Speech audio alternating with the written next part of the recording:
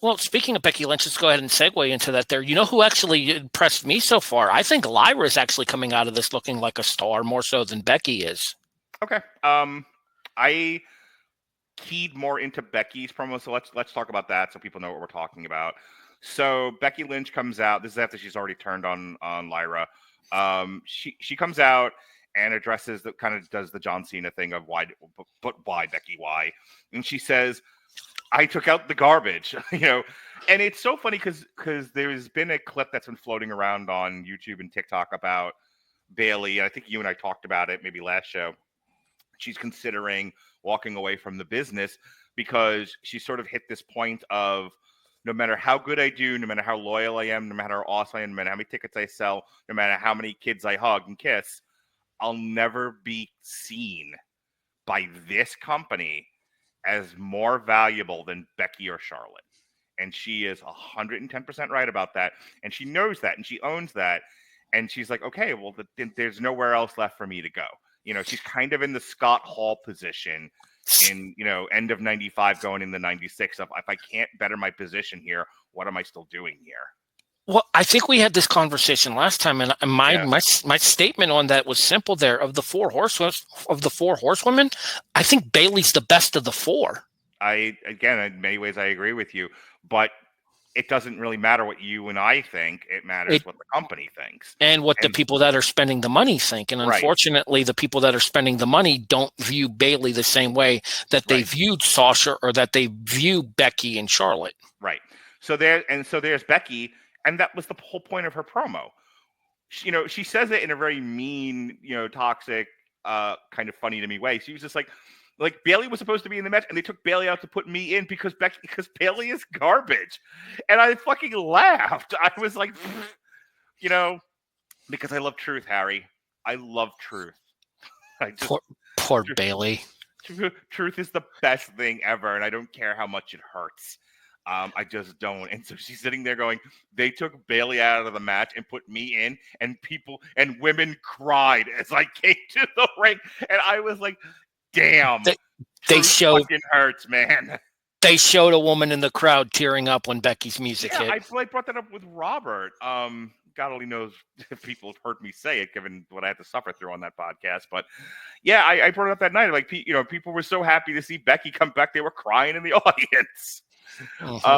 But it was like when CM Punk came back when he came back in AEW, men and women and children crying in the audience like they'd won the lottery. Anyway, so Becky's like, you all cheered me and you could care less that she was out of the match because Becky's garbage. Why would you?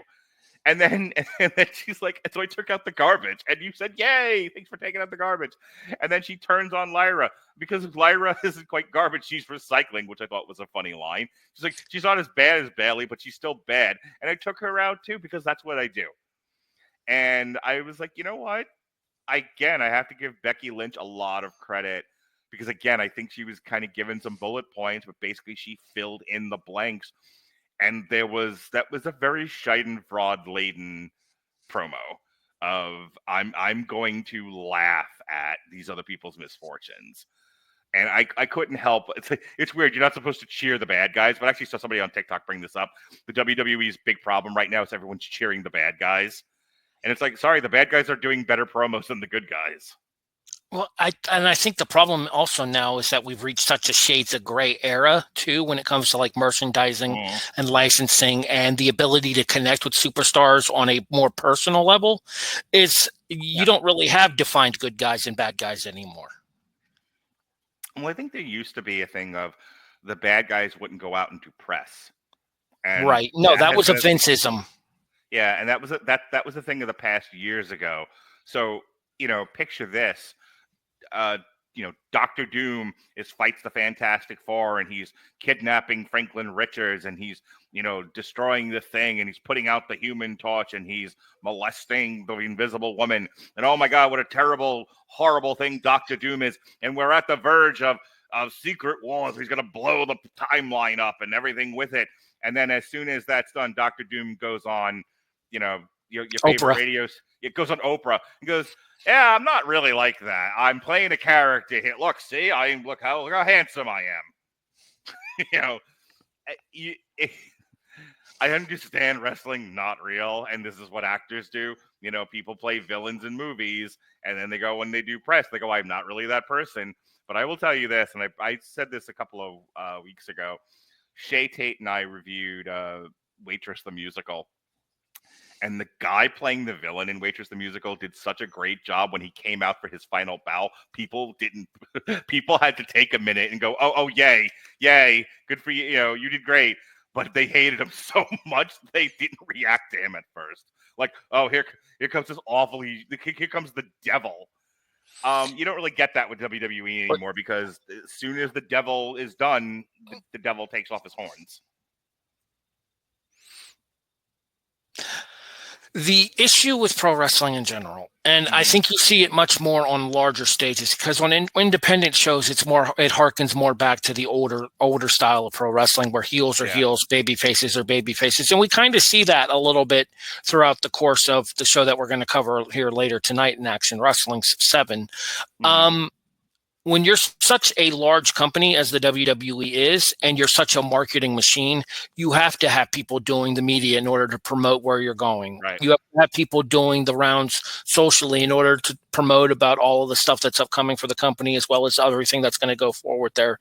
Like Rhea missing this week's episode of Raw in order to be down in Australia to promote the upcoming Perth triple shot with SmackDown, Crown Jewel, and Raw coming from Australia later in the year. But you can't always do those kinds of promotions in character, because if you do those kinds of promotions in character, then you find yourself in a situation like Vader did in Kuwait, where he bitch slapped a reporter and ended up in prison. Or you find yourself in a situation like Dr. D. David Schultz did with John Stossel from 2020. You don't even need to go as extreme as that, because every time the Undertaker did something, everyone wants to have fuck with the Undertaker, and then the Undertaker can't play back.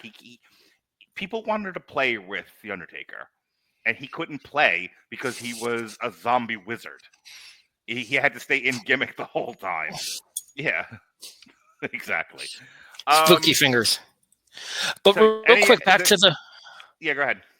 Back to the Becky Lynch thing there. I want to talk about Lyra's progression over the last couple of weeks, because we haven't really seen Lyra talk much until she started doing the stuff with the Women's Intercontinental title, and now getting involved again with Becky Lynch, who she goes back to NXT with here.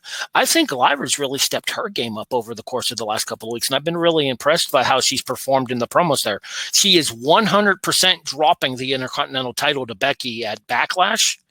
But A, it should be a really good match, and B, I think having her in the ring, standing toe-to-toe with Becky for 15 to 20 minutes could help make her a future main eventer in the women's division in a lot of people's eyes.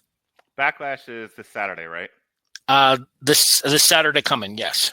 The 17th. I will not be watching it live. I will be out naked swimming. But that's neither here nor there. All right, so speaking of naked swimming, tell me about the releases from WWE.